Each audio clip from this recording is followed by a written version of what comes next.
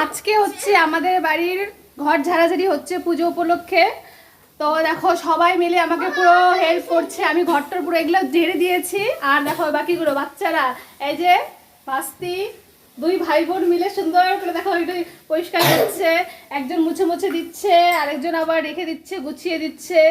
আমার এখানকার পালা শেষ, আমি চলে গেছি এখন কিচেনে রান্না করতে। এখন বাকি এরা তিনজন করছে।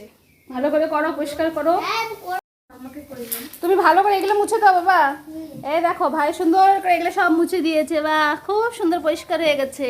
আর দিদি সব গুছিয়ে দিয়েছে। এত হেল্পার আছে আমাদের বাড়িতে, আর এই একজন সব এগুলো পরিষ্কার করছে। করো।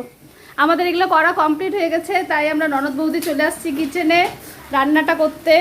তখন এখানে বসিয়েছি করলা ভাজা, আর এখানে করব হলো পনির।